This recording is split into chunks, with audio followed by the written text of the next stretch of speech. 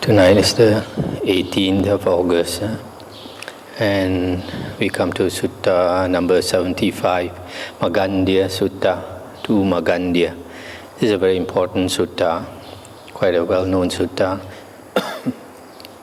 Thus have I heard, on one occasion the Blessed One was living in the Kuru country at a town of the Kurus named Kammasadhamma on a spread of grass, in the fire chamber of a Brahmin belonging to the Bharadvaja clan. Then when it was morning, the Blessed One dressed, and taking his bowl and outer robe, went into Kammasadhamma for alms. When he had wandered for alms in Kammasadhamma and had returned from his alms round, after his meal he went to a certain grove for the day's abiding. Having entered the grove, he sat down at the root of a tree for the day's abiding. Then the wanderer Magandhya, while walking and wandering for exercise, went to the fire chamber of the Brahmin belonging to the Bharadvaja clan. There he saw a spread of grass prepared and asked the Brahmin, "For whom has this spread of grass been prepared in Master Bharadvaja's fire chamber? It seems like a recluse's bed." Master Magandhya, there is the recluse Gotama, the son of the Sakyans, who went forth from a Sakyan clan. Now a good report of Master Gotama has been spread to this effect. That Blessed One is Arahant, Sammasambuddha, perfect in true knowledge and conduct, sublime, knower of worlds, incomparable leader of persons to be tamed, teacher of gods and humans, enlightened, blessed. This bed has been prepared for that Master Gotama. Indeed, Master Bharadvaja, it is an ill sight we see when we see the bed of that destroyer of beings, Master Gotama. Be careful what you say, Magandhya, be careful what you say. Many learned nobles, learned Brahmins, learned householders and learned recluses have full confidence in Master Gotama and have been disciplined by him in the noble true way, in the Dhamma that is wholesome. Master Bharadvaja, even if we saw that Master Gotama face to face, we would tell him to his face, the recluse Gotama is a destroyer of beings. Why is that? Because that is recorded in our scriptures. If Master Magandhya has no objection, may I tell this to Master Gotama. Let Master Bharadvaja be at ease. Tell him just what I have said. Stop here for a moment. So here, this Magandhya doesn't seem to like the Buddha. Says the Buddha is a destroyer of beings. Buna huno, that's the Pali. Literally it means destroyer of beings. But this translation, destroyer of growth, it follows a commentary.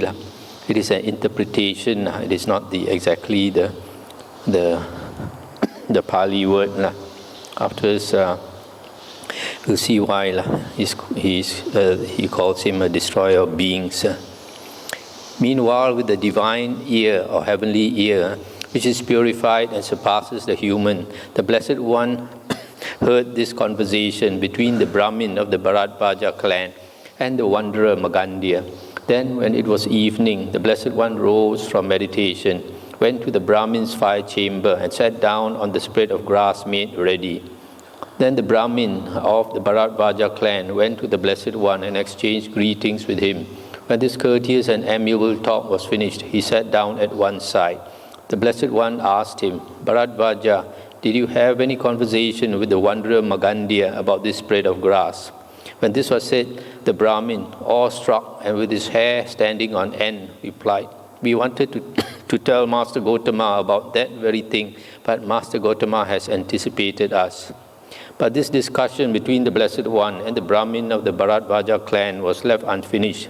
For then the wanderer Magandhya, while walking and wandering for exercise, came to the Brahmin's fire chamber and went up to the Blessed One.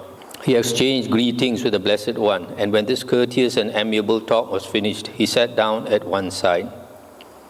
The Blessed One said to him, "Magandhya, the eye delights in forms, takes delight in forms, rejoices in forms. That has been tamed by the Tathagata, guarded, protected and restrained, and he teaches the Dhamma for its restraint. Was it with reference to this that you said the recluse Gotama is a destroyer of beings?" It was with reference to this, Master Gotama, that I said the recluse Gotama is a destroyer of beings. Why is that? Because that is recorded in our scriptures. Then the Buddha said, the ear delights in sounds. Similarly, the nose delights in odors, the tongue delights in flavors, the body delights in tangibles, the mind delights in mind objects, takes delight in mind objects, rejoices in mind objects. That has been tamed by the Tathagata, guarded, protected, and restrained. And he teaches the Dhamma for its restraint. Was it with reference to this that you said the recluse Gautama is a destroyer of beings? It was with reference to this, Master Gautama, that I said the recluse Gautama is a destroyer of beings. Why is that? Because that is recorded in our scriptures. So here, this Magandhya, he says the Buddha is a destroyer of beings. Why? Because beings take delight in the six senses. And the Buddha teaches the opposite. So that's why he says the Buddha is a destroyer of beings. And also the Buddha leads beings out of samsara. Now, according to the commentary, they say that the Buddha is a destroyer of growth, and because they say that the six senses grows by experiencing all the sense objects. But here the Buddha is restricting the six sense bases from enjoying the six sense objects, so restricting their growth.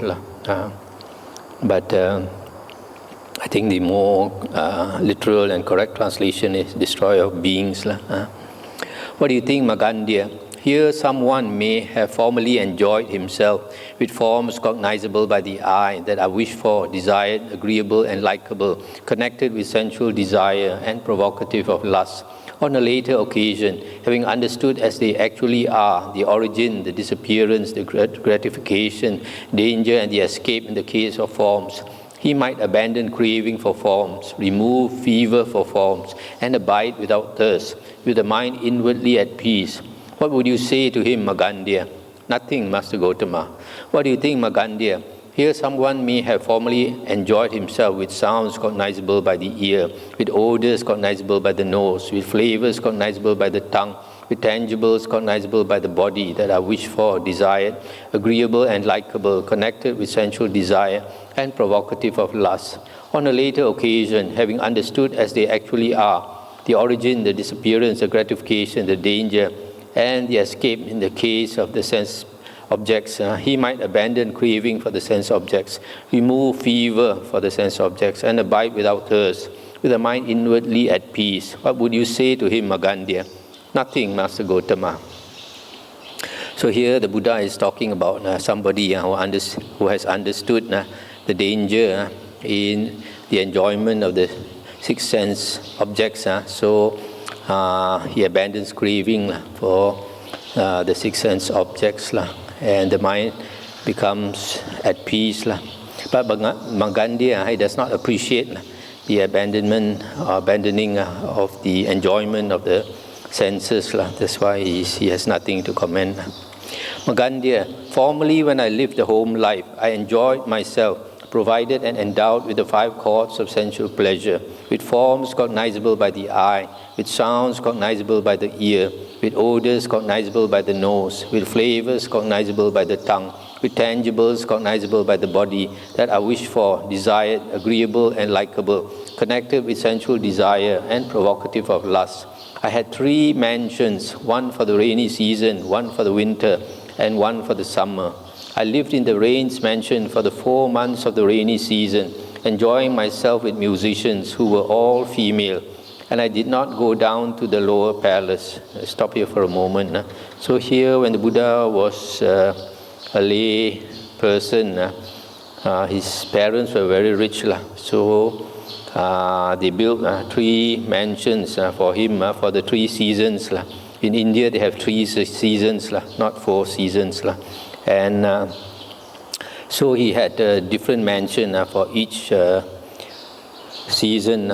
So during the rainy season, he just stayed in the rains mansion for 4 months, surrounded by all female musicians.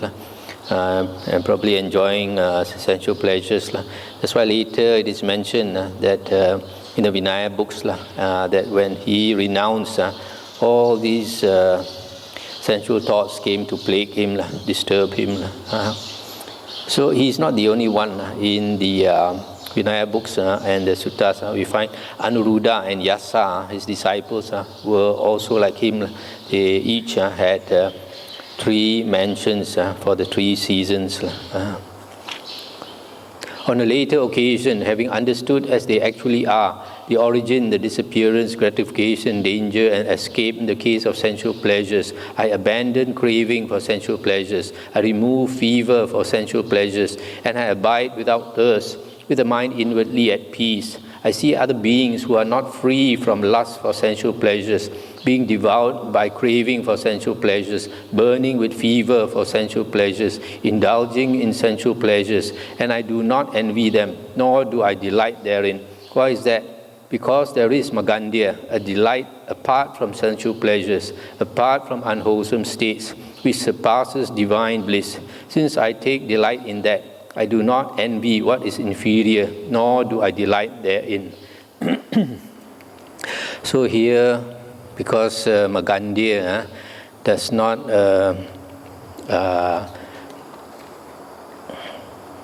agree with the Buddha abandoning enjoyment of the senses. So here the Buddha is trying to tell him that there is another pleasure which surpasses human pleasure, human sensual pleasures. And human sensual pleasures are inferior to this meditative pleasure. But it's because Magandhya does not know, that's why the Buddha mentioned. Suppose Magandhya, a householder or a householder's son, was rich with great wealth and property, and being provided and endowed with the 5 chords of sensual pleasure, he might enjoy himself with forms cognizable by the eye, with sounds cognizable by the ear, with odors cognizable by the nose, with flavors cognizable by the tongue, with tangibles cognizable by the body that are wished for, desired, agreeable, and likable, connected with sensual desire and provocative of lust. Having conducted himself well in body, speech, and mind, on the dissolution of the body after death, he might reappear in a happy destination, in the heavenly world, in the retinue of the gods of the 33, and there, surrounded by a group of nymphs in the Nandana grove, he would enjoy himself, provided and endowed with the 5 chords of divine sensual pleasure. Suppose he saw a householder or a householder's son enjoying himself, provided and endowed with the 5 chords of human sensual pleasure. What do you think, Magandhya? Would that young god, surrounded by the group of nymphs in the Nandana grove, enjoying himself, provided and endowed with the 5 chords of divine sensual pleasure, would he envy the householder or the householder's son for the 5 chords of human sensual pleasure, or would he return to human sensual pleasures? No, Master Gotama. Why not? Because heavenly sensual pleasures are more excellent and sublime than human sensual pleasures. So too, Magandhya, formerly when I lived the home life, I enjoyed myself, provided and endowed with the 5 chords of sensual pleasure, with forms cognizable by the eye, with tangibles cognizable by the body that I wish for, desired, agreeable and likable, connected with sensual desire and provocative of lust.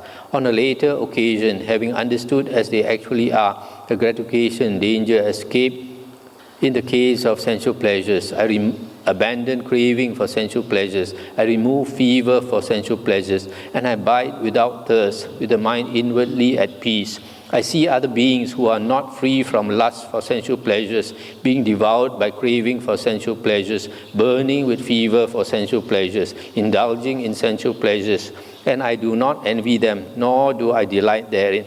Why is that? Because there is, Magandhya, a delight apart from sensual pleasures, apart from unwholesome states, which surpasses divine bliss. Since I take delight in that, I do not envy what is inferior, nor do I delight therein. Sorry for a moment. So here, the Buddha is trying to explain to Magandhya that the reason why he encouraged people to abandon craving for sensual pleasures, because there is a higher pleasure And this higher pleasure even surpasses divine bliss. That means heavenly bliss, heavenly pleasures also cannot compare to this pleasure that the Buddha has experienced. Suppose, Magandhya, there was a leper with sores and blisters on his limbs, being devoured by worms, scratching the scabs of the openings of his wounds with his nails, cauterizing his body with a burning charcoal pit. Then his friends and companions, this one I wouldn't say a burning charcoal pit, probably a burning charcoal. Then his friends and companions, his kinsmen and relatives, would bring a physician to treat him. The physician would make medicine for him, and by means of that medicine, the man would be cured of his leprosy and would become well and happy, independent, master of himself, able to go where he likes. Then he might see another leper with sores and blisters on his limbs, being devoured by worms, scratching the scabs of the openings of his wounds with his nails, cauterizing his body with a burning charcoal. What do you think, Magandhya? Would that man envy that leper for his burning charcoal or his use of medicine? No, Master Gotama. Why is that? Because when there is sickness, medicine has to be made. And when there is no sickness, medicine does not have to be made. So too, Magandhya, formerly when I lived the home life, etc., etc., since I take delight in that, I do not envy what is inferior, nor do I delight therein. Now we come to this part now where the Buddha brings up the simile of the leper. This leper, he is sick, so his flesh is devoured by worms, bacteria and all that. And he's very itchy all over, so he has to scratch his body because he's so itchy. Uses his nails to scratch his body. And that is not enough to ease that itch. The itch goes right to the bones. So what he has to do is he has to bring a burning charcoal and burn the flesh wherever it is itchy. He just cannot stand it. He has to use the charcoal to burn it. Then only he can get some satisfaction. But this fellow, luckily, he's healed by the physician. Then when he sees another leper doing the same thing, the Buddha says, would he envy that leper? Not possible that he will envy the leper. Now he's healthy, he's no more plagued by that itch. Suppose, Magandhya, there was a leper with sores and blisters on his limbs, being devoured by worms, scratching the scabs of the openings of his wounds with his nails, cauterizing his body with a burning charcoal. Then his friends and companions, his kinsmen and relatives, brought a physician to treat him. The physician would make medicine for him, and by means of that medicine, the man would be cured of his leprosy and would become well and happy, independent, master of himself, able to go where he likes. And two strong men would seize him by both arms and drag him towards a burning charcoal pit. What do you think, Magandhya? Would that man twist his body this way and that? Yes, Master Gotama. Why is that? Because that fire is indeed painful to touch, hot and scorching. What do you think, Magandhya? Is it only now that the fire is painful to touch, hot and scorching, or previously too was that fire painful to touch, hot and scorching? Master Gotama, that fire is now painful to touch, hot and scorching, and previously too that fire was painful to touch, hot and scorching. For when that man was a leper with sores and blisters on his limbs, being devoured by worms, scratching the scabs of the openings of his wounds with his nails, his faculties were impaired. Thus, though the fire was actually painful to touch, he mistakenly perceived it as pleasant. So too, Magandhya, in the past, sensual pleasures were painful to touch, hot and scorching. In the future, sensual pleasures will be painful to touch, hot and scorching. And now, at present, sensual pleasures are painful to touch, hot and scorching. But these beings who are not free from lust for sensual pleasures, who are devoured by craving for sensual pleasures, who burn with fever for sensual pleasures, have faculties that are impaired. Thus, though sensual pleasures are actually painful to touch, they acquire a mistaken perception of them as pleasant. I'll stop here for a moment. So here the Buddha is saying that sensual pleasures are actually painful, but when we don't see the Dhamma, when we don't understand, we think sensual pleasures are very pleasant, just like the leper, because he is sick, his limbs are devoured by these worms, and he is so itchy that he has to scratch and scratch until the blood comes out, and then the pus turns to pus, and that is not enough. He has to burn himself with the ember, the charcoal, to ease that itch. But when he is cured, if you want to burn him with the charcoal, he will not want, right?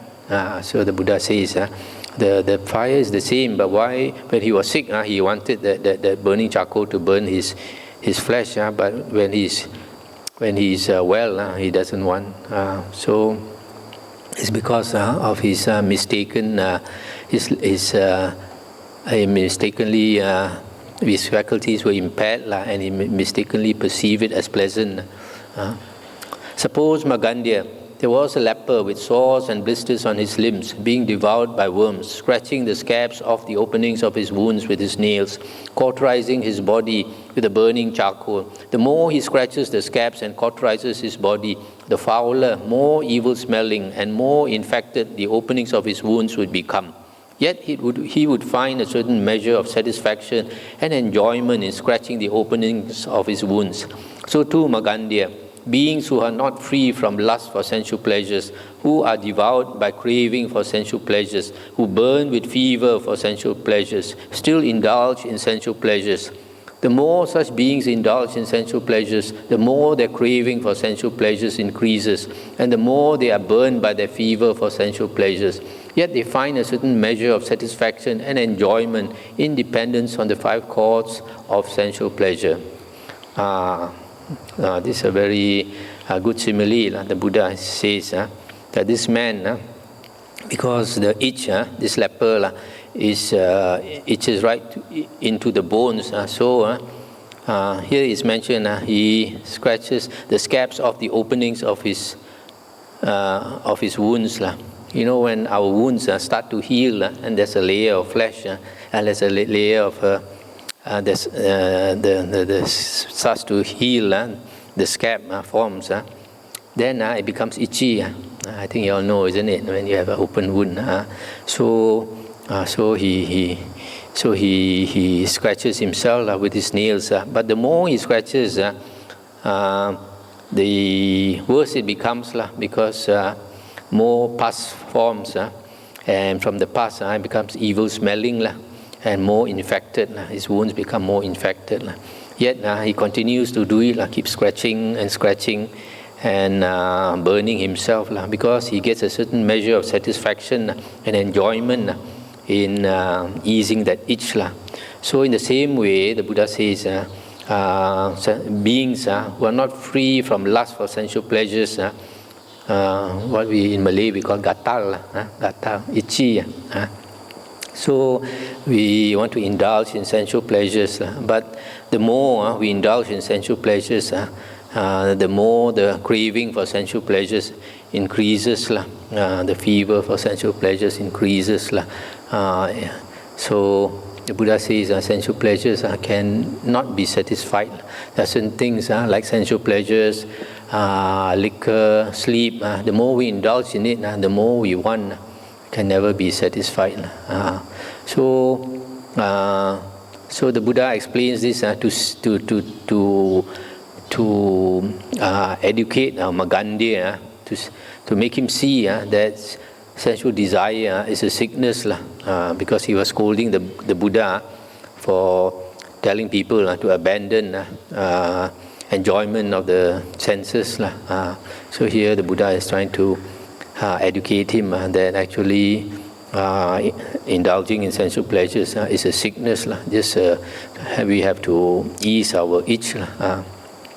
What do you think, Magandhya? Have you ever seen or heard of a king or a king's minister enjoying himself, provided and endowed with the 5 chords of sensual pleasure, who, without abandoning craving for sensual pleasures, without removing fever for sensual pleasures, was able to abide free from thirst, with the mind inwardly at peace, or who is able or who will be able to so abide?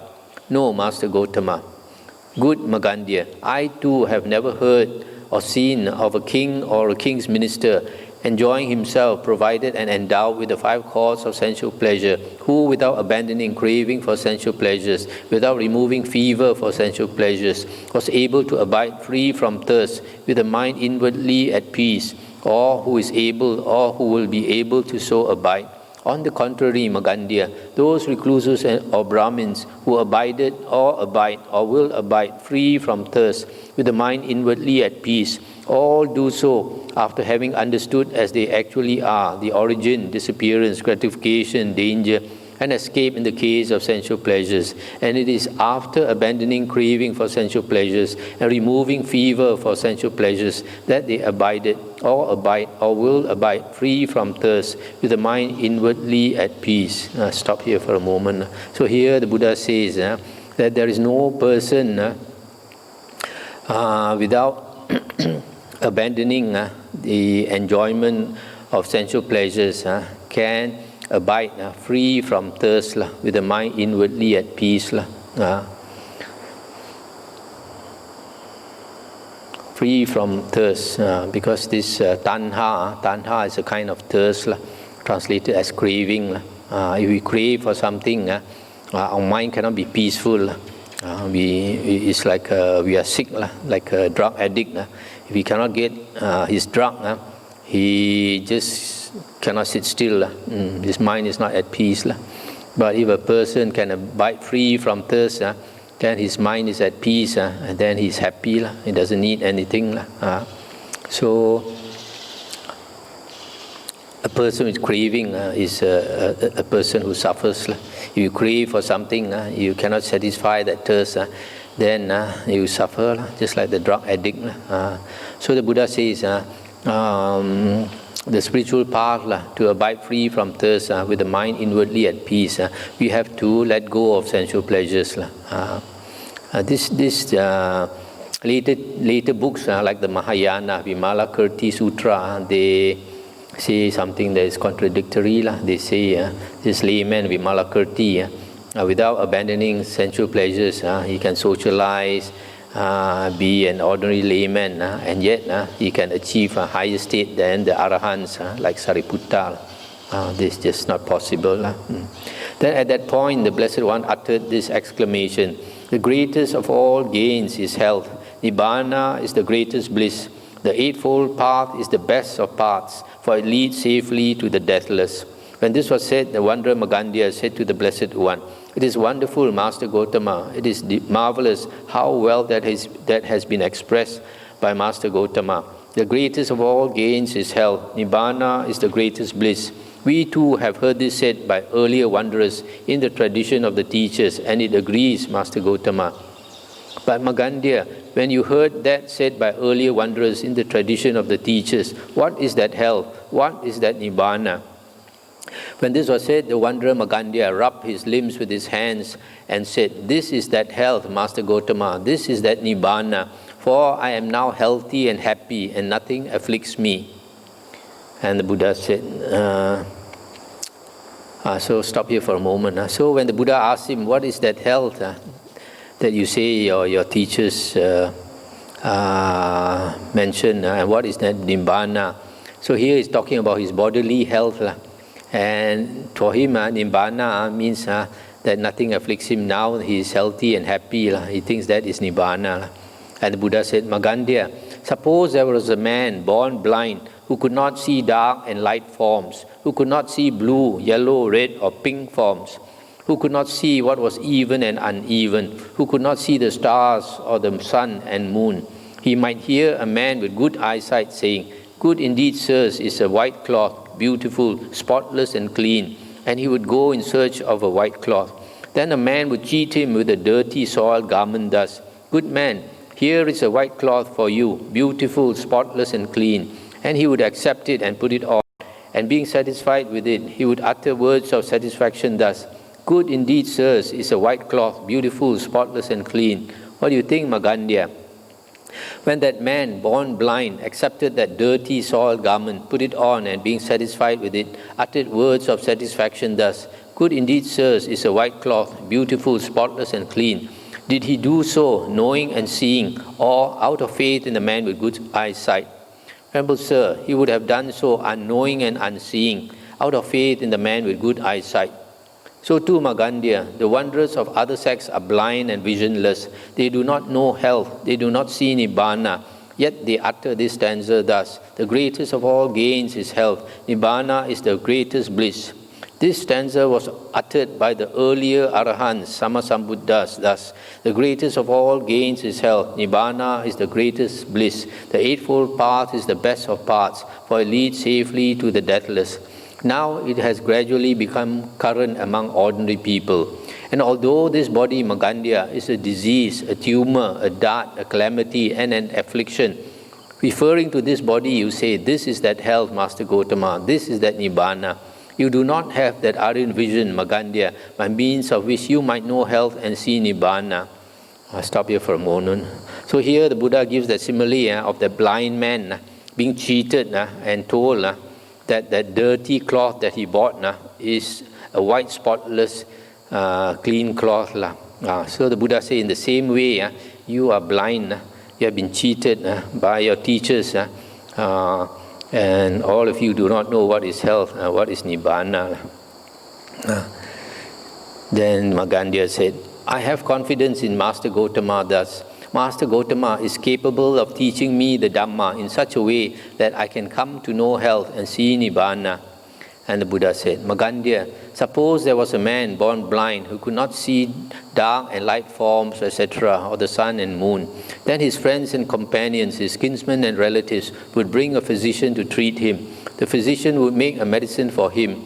Yet by means of that medicine, the man's vision would not arise or be purified. What do you think, Magandia? Would that doctor reap weariness and disappointment?" "Yes, Master Gotama." "So too, Magandia, if I were to teach you the Dhamma thus, this is that health, this is that Nibbana, you might not know health or see Nibbana, and that would be wearisome and troublesome for me." Stop here for a moment. So here he's asking the Buddha to teach him, but he put it this way, "I have confidence in Master Gotama, that Master Gotama is capable of teaching me the Dhamma." So now he's requesting the Buddha to teach him the Dhamma. So the Buddha said, "I might teach you the Dhamma, but you might not see it. That would be troublesome for me." Second time he repeated, "I have confidence in Master Gotama thus. Master Gotama is capable of teaching me the Dhamma in such a way that I can come to know health and see Nibbana."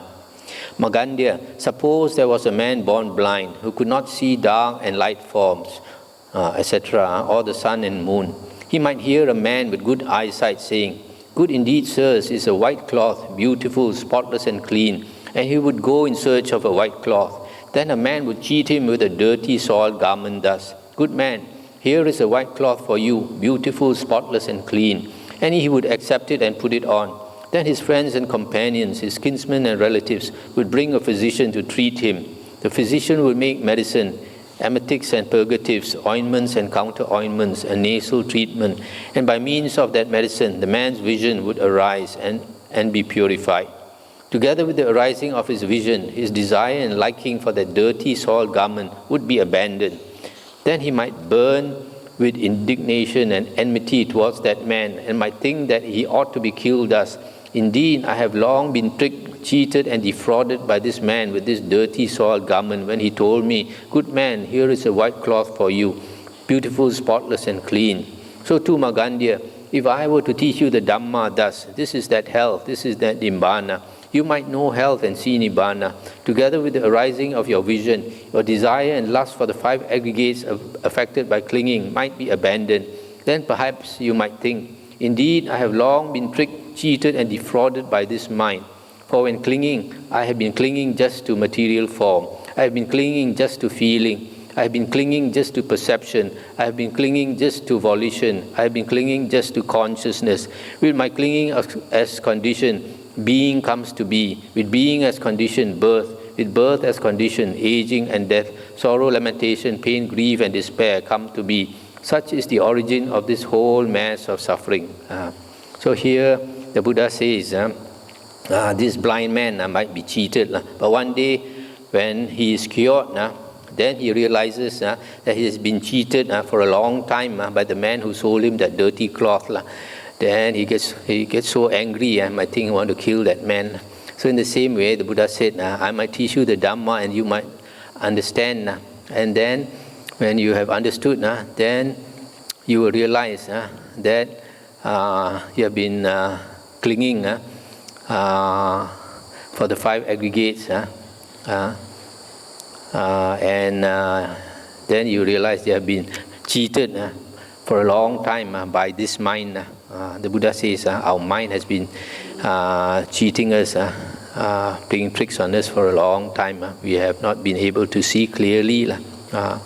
So we have been clinging to these five aggregates and take it to be I and mine. And because of our clinging to the five aggregates, we turn on the round of rebirths,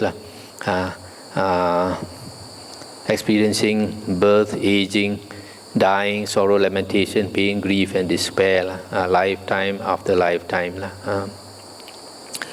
Then the third time he pleaded with the Buddha. He said, I have confidence in Master Gotama thus. Master Gotama is capable of teaching me the Dhamma in such a way that I might rise up from this seat cured of my blindness. And now he acknowledges that he is blind. Then Magandhya, associate with true men. When you associate with true men, you will hear the true Dhamma. When you hear the true Dhamma, you will practice in accordance with the true Dhamma. When you practice in accordance with the true Dhamma, you will know and see for yourself thus. These are diseases, tumors and darts. But here these diseases, tumors and darts cease without remainder. With the cessation of my clinging comes cessation of being. With the cessation of being, cessation of birth. With the cessation of birth, aging and dying, sorrow, lamentation, pain, grief and despair cease. Such is the cessation of this whole mass of suffering. Stop here for a moment. So after this third time that he pleaded with the Buddha to teach him, then only the Buddha gave him this advice. Associate with Aryans. Then when you associate with Aryans, you will hear the Aryan Dhamma. And then if you practice the Aryan Dhamma, then you will know and see for yourself. This is the cause of your suffering. And you let go that clinging, then that being, that I am ceases. When that being ceases, then the birth, round of rebirth ceases. When this was said, the wanderer Magandhya said, Magnificent Master Gotama, magnificent Master Gotama. Master Gotama has made the Dhamma clear in many ways, as though he were turning upright what had been overthrown, revealing what was hidden, showing the way to one who was lost, or holding up a lamp in the dark for those with eyesight to see forms. I go to Master Gotama for refuge, and to the Dhamma, and to the Sangha of monks. I will receive the going forth under Master Gotama. I will receive the full ordination. And the Buddha said, Magandhya, one who formerly belonged to another sect and desires the going forth and the full ordination in this Dhamma Vinaya, lives on probation for 4 months. At the end of 4 months, if the monks are satisfied with him, they give him the going forth and the full ordination to the monk state. But I recognize individual differences in this matter. Venerable Sir, if those who formerly belong to another sect and desire the going forth and full ordination in this Dhamma Vinaya live on probation for 4 months, and if at the end of 4 months the monks being satisfied with them, give them the going forth and the full ordination to the monk state, then I will live on probation for 4 years. At the end of the 4 years, if the monks are satisfied with me, let them give me the going forth and the full ordination to the monk state. Then the wanderer Magandhya received the going forth under the Blessed One, and he received the full ordination. And soon, not long after his full ordination, dwelling alone, withdrawn, diligent, ardent, and resolute, the Venerable Magandhya, by realizing for himself with direct knowledge, here and now entered upon and abided in that supreme goal of the holy life, for the sake of which clansmen rightly go forth from the home life into homelessness. He directly knew birth is destroyed, the holy life has been lived, what had to be done has been done. There is no more coming to any state of being. And the Venerable Magandhya became one of the Arahants. That's the end of the sutta.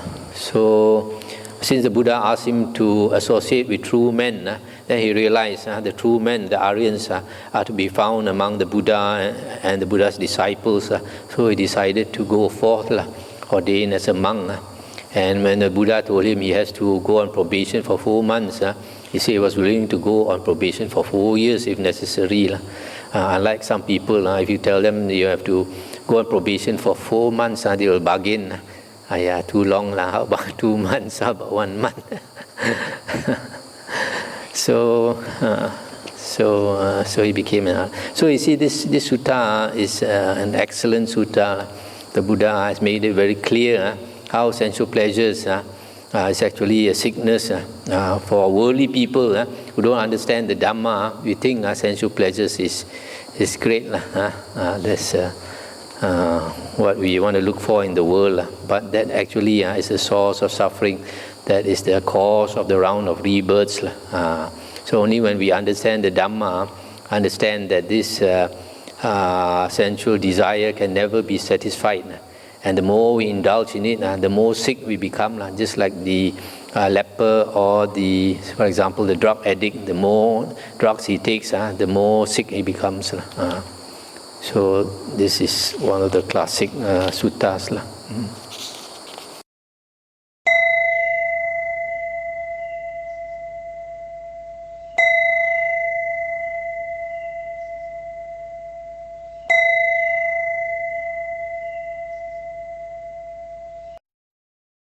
Number 76, to Sandaka. Thus have I heard. On one occasion, the Blessed One was living in Kosambi at Gosita's park. Now, on that occasion, the wanderer Sandaka was staying in the Pilaka tree cave with a large assembly of wanderers. Then, when it was evening, the Venerable Ananda rose from meditation and addressed the monks thus: "Come, friends, let us go to the Devakata pool to see the cave." "Yes, friend," those monks replied. Then the Venerable Ananda went to the Devakata pool together with a number of monks. Now on that occasion, the wanderer Sandaka was seated with a large assembly of wanderers who were making an uproar, loudly and noisily talking many kinds of pointless talk. This pointless talk, the Pali word is tirachana kata. Tirachana is animal. So it's animal talk. In other words, base talk, low talk. Such as talk of kings, robbers, ministers, armies, dangers, battles, food, drink, clothing, beds, garlands, perfumes, relatives, vehicles, villages, towns, cities, countries, women, heroes, streets, wells, the dead, trifles, the origin of the world, the origin of the sea, and whether things are so or are not so. Then the wanderer Sandaka saw the Venerable Ananda coming in the distance. Seeing him, he quieted his own assembly thus: "Sirs, be quiet, sirs, make no noise.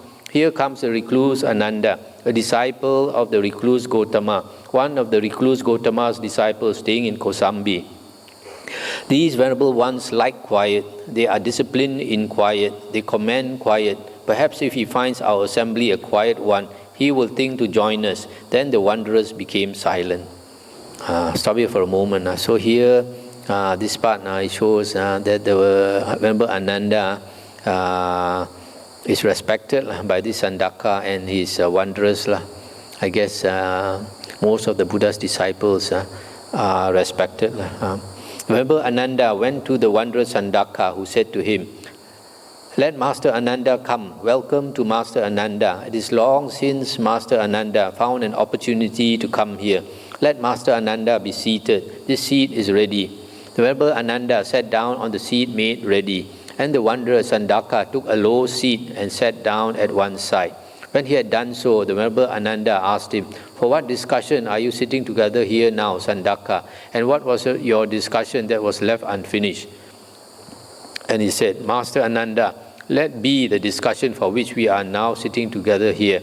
Master Ananda can well hear about it later. It would be good if Master Ananda would give a talk on his own teacher's Dhamma." I'll stop here for a moment. So here you see, they are also eager to learn the Buddha's Dhamma, because they have great respect for the Buddha and his Dhamma and his Sangha. Then Sandaka, "Listen and attend closely to what I shall say." "Yes, sir," he replied. The Venerable Ananda said, "Sandaka, there are 4 ways that negate the living of the holy life. have been declared by the Blessed One who knows and sees, Arahant Sama Sambuddha. And also these 4 kinds of holy life without consolation have been declared, wherein a wise man certainly would not live the holy life, or if he should live it, would not attain the true way, the Dhamma that is wholesome. But Master Ananda, what are these 4 ways that negate the living of the holy life that have been declared by the Blessed One who knows and sees, Arahant Sama Sambuddha, wherein a wise man certainly would not live the holy life, or if he should live it, would not attain the true way, the Dhamma that is wholesome? Here, Sandaka, some teacher holds such a doctrine and view as this: there is nothing given, nothing offered, nothing sacrificed, no fruit or result of good and bad actions, no this world, no other world, no mother, no father, no beings who are reborn spontaneously, no good and virtuous recluses and Brahmins in the world, who have themselves realized by direct knowledge and declare this world and the other world. A person consists of the 4 great elements. When he dies, earth returns and goes back to the body of earth, water returns and goes back to the body of water, fire returns and goes back to the body of fire, air returns and goes back to the body of air. The faculties are transferred to space. 4 men with the bier as 5th carry away the corpse. The funeral orations last as far as the charnel ground. The bones whiten. Burnt offerings end with ashes. Giving is the doctrine of fools. When anyone asserts the doctrine that there is giving and the like, it is empty, false prattle. Fools and the wise are alike cut off and annihilated with the dissolution of the body. After death, they do not exist. I think this is the Dhamma of Ajita Kesa Kambali. He's saying there is no karma, there is no pains of rebirth. After you die, there's nothing left. Nothing exists after death. About this, a wise man considers thus: this good teacher holds this doctrine and view. There is nothing given, etc., etc. If this good teacher's words are true, then here in this teaching I have done my duty by not doing it. Here I have lived the holy life by not living it. Both of us are exactly equal here in this teaching. Both have arrived at equality. Yet I do not say that both of us are cut off and annihilated with the dissolution of the body, that after death we shall not exist. But it is superfluous for this good teacher to go about naked, to be shaven, to exert himself in the squatting posture, or to pull out his hair and beard, since I, who live in a house crowded with children, who use Banaras, sandalwood, who wear garlands, scents and unguents, and accept gold and money, gold and silver, that is money, shall reap exactly the same destination, the same future course as this good teacher. What do I know and see that I shall lead the holy life under this teacher? So when he finds that this way negates the living of the holy life, he turns away from it and leaves it. This is the first way that negates the living of the holy life that has been declared by the Blessed One who knows and sees, Arahant Sama Sambuddha, wherein a wise man certainly would not live the holy life, or if he should live it, would not attain the true way, the Dhamma that is wholesome. So here, remember Ananda is saying that this first teaching, this Ajita Kesa Kambali says there is no karma. If there is no karma, he says, then what is the use of going about naked? Because these wonders, what's the use to shave? What is the use of exerting yourself in the squatting posture, to pull out your hair and beard, etc.? Because if there is nothing in the end, there's no rebirth, then both the ascetic and the layman will get the same destination. That means after death nothing exists. So this is the first way that negates the living of the holy life. In other words, there's no point to live this holy life. The way this teacher says, in the end you get nothing. So why practice all these ascetic practices? Again, Sandaka, here some teacher holds such a doctrine and view as this: when one acts or makes others act, when one mutilates or makes others mutilate, when one tortures or makes others inflict torture, when one inflicts sorrow or makes others inflict sorrow, when one oppresses or makes others inflict oppression, when one intimidates or makes others inflict intimidation, when one kills living beings, takes what is not given, breaks into houses, plunders wealth, commits burglary, ambushes highways, seduces another's wife, utters falsehood, no evil is done by the doer. If with a razor-rimmed wheel one were to make the living beings on this earth into one mass of flesh, into one heap of flesh, because of this there would be no evil and no outcome of evil. If one were to go along the south bank of the Ganges, killing and slaughtering, mutilating and making others mutilate, torturing and making others inflict torture, because of this there would be no evil and no outcome of evil. If one were to go along the north bank of the Ganges, giving gifts and making others give gifts, making offerings and making others make offerings, because of this there would be no merit and no outcome of merit. By giving, by taming oneself, by restraint, by speaking truth, there is no merit and no outcome of merit. About this, a wise man considers. This good teacher holds this doctrine and view. When one acts, etc., if this good teacher's words are true, then here in this teaching I have done by my duty by not doing it. Here I have lived the holy life by not living it. Both of us are exactly equal here in this teaching. Both have arrived at equality. Yet I do not say that whatever both of us do, no evil is done, but it is superfluous for this good teacher. What do I know and see that I should lead the holy life under this teacher? So he finds that this way negates the living of the holy life. He turns away from it and leaves it. This is the second way that negates the living of the holy life that has been declared by the Blessed One who knows and sees, Arahant Sammasambuddha. So in the same way, this second teacher says there is no karma, no merit of doing good, etc. So that being the case, what's the point of living the holy life?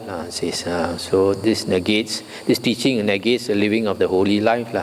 Again, Sandaka, here some teacher holds such a doctrine and view as this. There is no cause or condition for the defilement of beings. Beings are defiled without cause or condition. There is no cause or condition for the purification of beings. Beings are purified without cause or condition. There is no power, no energy, no manly strength, no manly endurance. All beings, all living beings, all creatures, all souls are without mastery, power and energy, molded by destiny, circumstance and nature. They experience pleasure and pain in the 6 classes. About this, a wise man considers thus. This good teacher holds this doctrine and view. There is no cause or condition for the defilement of beings, etc. If this good teacher's words are true, then here in this teaching I have done my duty by not doing it. Here I have lived the holy life by not living it. Both of us are exactly equal here in this teaching. Both have arrived at equality. Yet I do not say that both of us will be purified without cause or condition, but it is superfluous for this good teacher, etc. What do I know and see that I should lead the holy life under this teacher? So when he finds that this way negates the living of the holy life, he turns away from it. This is the third way that negates the living of the holy life that has been declared by the Blessed One. So here, this teacher, this third one, says there is no cause or condition for the defilement of beings, no cause or condition for the purification of beings. If that is so, then what's the point of living the holy life? Since everything happens by itself, then there's no point to live the holy life. Again, Sandaka, here some teacher holds such a doctrine and view as this. There are these 7 bodies that are unmade, not brought forth, uncreated, without a creator, barren, standing like mountain peaks, standing like pillars. They do not move or change or obstruct each other. None is able to arouse pleasure or pleasure and pain in another. What are the 7? They are the earth body, water body, fire body, air body, pleasure, pain, and the soul as the 7. These 7 bodies are unmade, etc. Herein there is no killer, no slaughterer, no hearer, no speaker, no cognizer, no intimator. Even those who cut off someone's head with a sharp sword do not deprive anyone of life. The sword merely passes through the space between the 7 bodies. There are these 1,400,000 principal kinds of generation, and 600 kinds, and 600 kinds. There are 500 kinds of action, and 5 kinds of action, and 3 kinds of action and half action. There are 62 ways, 62 sub-aeons, 6 classes, 8 planes of man, 4,900 kinds of livelihood, 49 kinds of wanderers, 4,900 abodes of serpents, 2,000 faculties, 3,000 hells, 36 elements of dust, 7 percipient breeds, 7 non-percipient breeds, 7 sheetless breeds, 7 kinds of gods, 7 kinds of men, 7 kinds of demons, 7 lakes, 7 knots, 7 kinds of chasms, 700 kinds of chasms, 7 kinds of dreams, 700 kinds of dreams, and there are 84,000 great aeons wherein by running and wandering through the round of rebirths, fools and the wise both will make an end of suffering. There is none of this. By this virtue or observance or asceticism or holy life, I shall make unripened action ripen, or annihilate ripened action as it comes. Pleasure and pain are meted out. The round of rebirth is limited. There is no shortening or extending it, no increasing or decreasing it. Just as a ball of string, when thrown, goes as far as the string unwinds, so too, by running and wandering through the round of rebirths, fools and the wise both will make an end of suffering. About this, a wise man considers thus. This good teacher, stop here for a moment. This is the doctrine of Pakuda Kachayana. About this, a wise man considers thus. This good teacher holds this doctrine and view. There are these 7 bodies that are unmade, not brought forth, etc.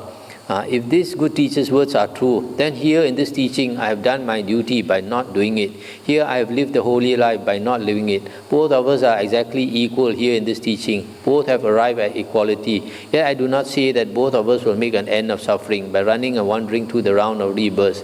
But it is superfluous for this good teacher to go about naked, to be shaven, to exert himself in the squatting position, and to pull out his hair and beard, since I, who live in a house crowded with children, who use Benares, sandalwood, who wear garlands, scents and unguents, and accept gold and silver, shall reap exactly the same destination, the same future course as this good teacher.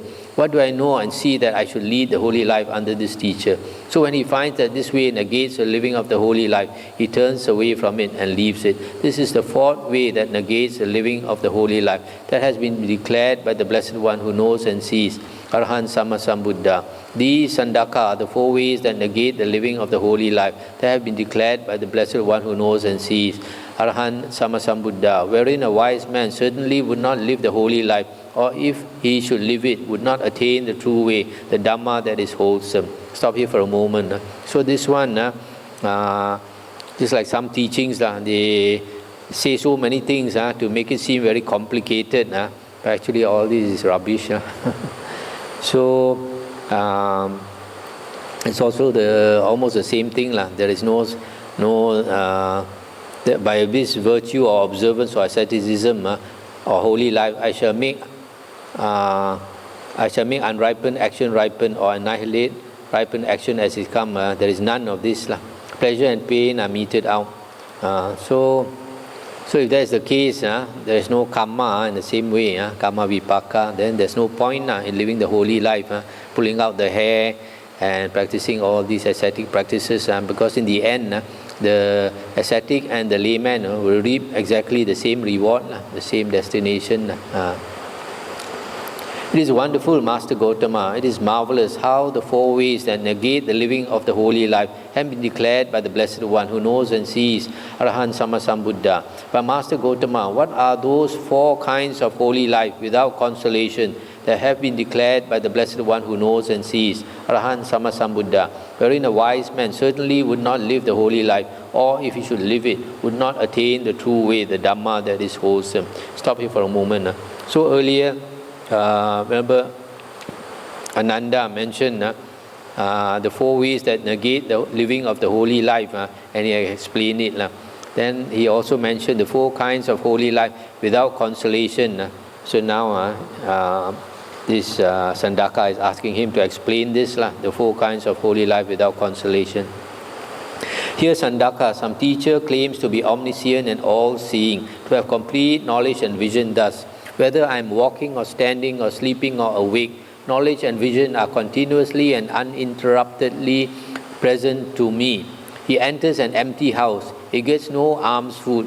A dog bites him. He meets with a wild elephant, a wild horse, a wild bull. He asks the name and clan of a woman or a man.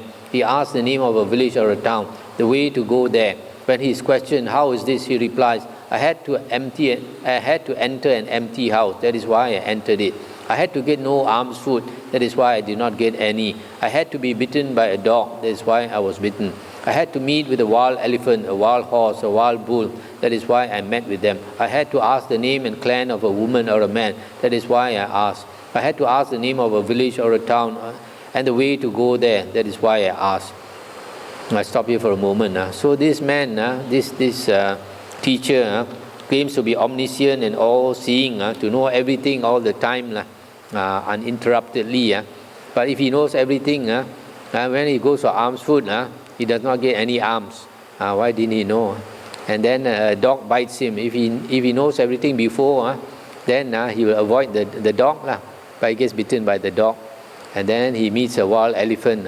And then when he doesn't know direction, he has to ask how to go somewhere, or ask the name of a village or town. Then they ask him, you say you know everything. Why is it you don't know the name of the village or the town? You don't know the direction here and there? He said, I had to ask. About this, a wise man considers thus: this good teacher claims to be omniscient and all-seeing, to have complete knowledge and vision. When he is questioned, how is this? He replies, I had to, that is why. So when he finds that this whole life is without consolation, he turns away from it and leaves it.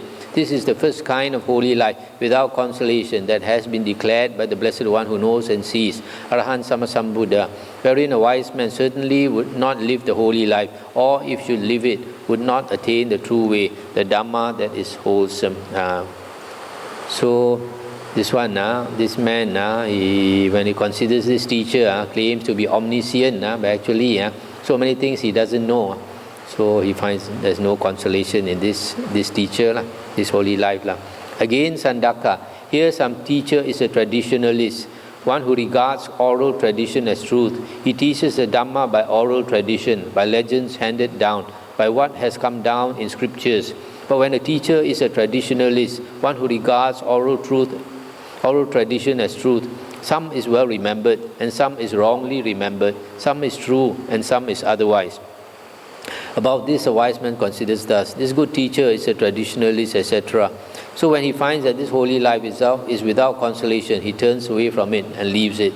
This is the second kind of holy life without consolation that has been declared by the Blessed One who knows and sees, Arahant Sammasambuddha. So this second teacher, he teaches everything according to the books. But then when he teaches according to the books, there are some things he remembers, some things he forgot, and some is true, some is not true. So when his disciple or disciple to be considers this teacher, some of the things he says is true, some is not true, then he doesn't find consolation in this holy life and turns away from it. Again, Sandaka, here a certain teacher is a reasoner, an inquirer. He teaches a Dhamma hammered out by reasoning, following a line of inquiry as it occurs to him. But when a teacher is a reasoner, an inquirer, some is well reasoned and some is wrongly reasoned, some is true and some is otherwise. About this, a wise man considers thus: this good teacher is a reasoner, etc. So when he finds that this holy life is without consolation, he turns away from it and leaves it. This is the third kind of holy life without consolation, has been declared by the Blessed One. I'll stop it for a moment. So here, this third time, he uses logic, but sometimes his logic is well reasoned out, sometimes it's wrongly reasoned out. Some is true, some is otherwise. So this man finds this holy life without consolation, so he turns away.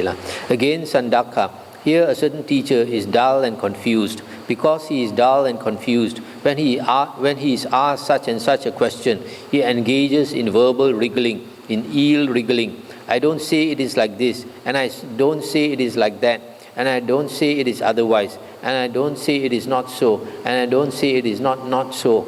About this, a wise man considers thus: this good teacher is dull and confused, etc. So when he finds that this holy life is without consolation, he turns away from it and leaves it. This is the fourth kind of holy life without consolation. This is the teachings of Sanjaya Balati Putta. He's an eel wriggler. So someone considers his teaching, is not satisfied with it, and will leave it. These Sandaka are the four kinds of holy life without consolation that have been declared by the Blessed One who knows and sees, Arahant Sammasambuddha, wherein a wise man certainly would not live the holy life, or if he should live it, would not attain the true way, the Dhamma that is wholesome. Stop here for a moment.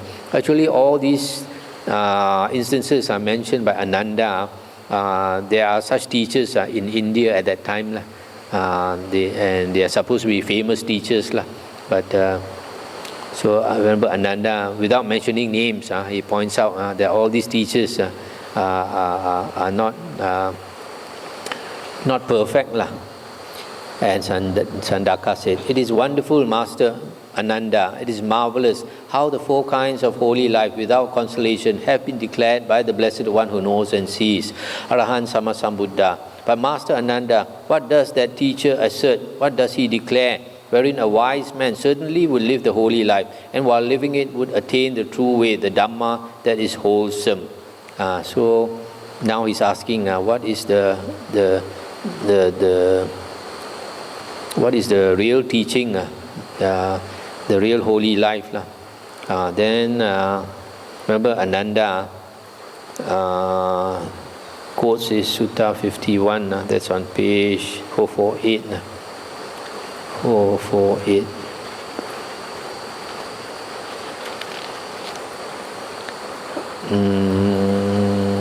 12 to 19. So remember Ananda said, here a Tathagata appears in the world, Arahant Sammasambuddha, and then he teaches the Dhamma, good in the beginning, good in the middle, good in the end. And then a householder hears the Dhamma, and after hearing the Dhamma and understanding, he renounces the home life and becomes a monk. Then having gone forth, he practices the holy life. The first one is Sila, and then after that contentment, then after that guarding the sense faculties, and then full awareness, and mindfulness and full awareness, and then seclusion, and then after seclusion, he abandons the 5 hindrances, purifies his mind of the 5 hindrances. Having thus abandoned these 5 hindrances, imperfections of mind that weaken wisdom, quite secluded from sensual pleasures, secluded from unwholesome states, he enters upon and abides in the first jhana. This is accompanied by applied and sustained thought, with delight and pleasure born of seclusion. A wise man certainly will live the holy life with a teacher under whom a disciple attains such a lofty distinction, and while living it, he would attain the true way, the Dhamma that is wholesome. Again, with the stilling of applied and sustained thought, he enters and abides in the second jhana, third jhana, fourth jhana. A wise man certainly will live the holy life with a teacher under whom a disciple attains such a lofty distinction. I'll stop here for a moment. So here, any teacher who can teach the disciple to attain the jhanas, then remember Ananda says a wise person would certainly want to live the holy life under this teacher.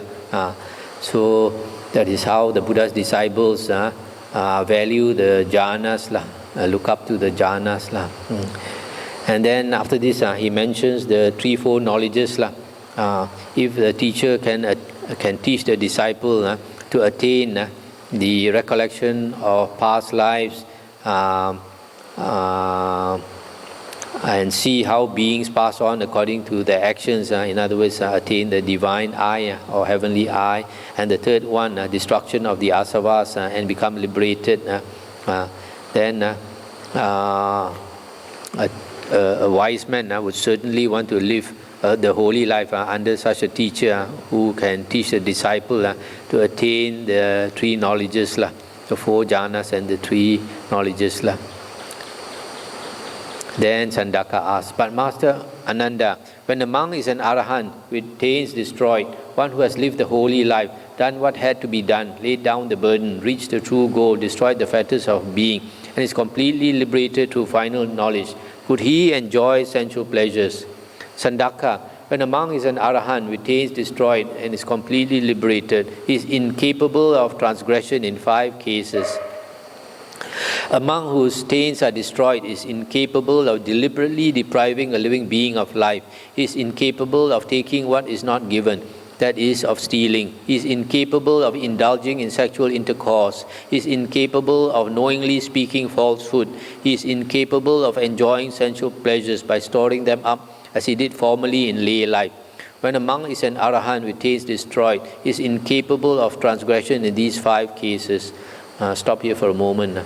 So here, an arahant is incapable of doing these 5 things. One, purposely killing. Secondly, stealing. Third, indulging in sexual intercourse. Fourth, lying. Fourth and fifth, storing up food to use for the next day. So because an arahant, he has no self, he does not worry about living. So this contradicts some of the later teachings. But Master Ananda, when a monk is an arahant with taints destroyed, is his knowledge and vision that his taints are destroyed continuously and uninterruptedly present to him, whether he is walking or standing or sleeping or awake. As to that, Sandaka, I shall give you a simile, for some wise men here understand the meaning of a statement by means of a simile. Suppose a man's hands and feet were cut off. Would he know, my hands and feet are cut off continuously and uninterruptedly, whether he is walking or standing or sleeping or awake? Or would he know, my hands and feet are cut off only when he reviews this fact? The man, Master Ananda, would not know, my hands and feet are cut off continuously and uninterruptedly. Rather, he would know, my hands and feet are cut off only when he reviews this fact. So too, Sandaka, when a monk is an arahant with taints destroyed, his knowledge and vision that his taints are destroyed is not continuously and uninterruptedly present to him, whether he is walking or standing or sleeping or awake. Rather, he knows, my taints are destroyed only when he reviews this fact. How many emancipated ones are there in this Dhamma Vinaya, Master Ananda? There are not only 100 Sandaka or 200, 300, 400 or 500, but far more emancipated ones than this in this Dhamma Vinaya.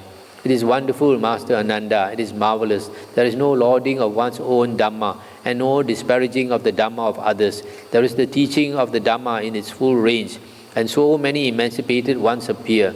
But these ajivakas, these mothers' dead sons, laud themselves and disparage others, and they recognize only 3 emancipated ones, namely Nanda Vacha, Kisa Sankicha, and Makali Gosala. Then the wondrous Sandaka addressed his own assembly. Go, sirs, the holy life is to be lived under recluse Gotama. It is not easy for us now to give up gain, honor, and renown. That is how the wondrous Sandaka exhorted his own assembly to live the holy life under the Blessed One. That's the end of the sutta. So here in the end, he's so,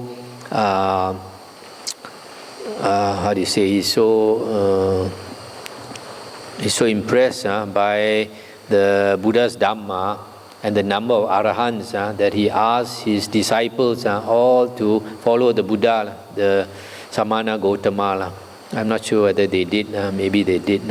But he himself, he said, he's already famous, he's not willing to let go of his fame as a teacher and become a disciple.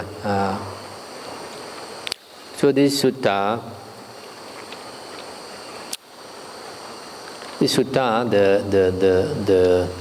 the last part, this where the arahant is incapable of 5 things is very important. An arahant is incapable of purposely killing, stealing, indulging in sex, telling lies, and storing up things to use another day. Okay, we end here.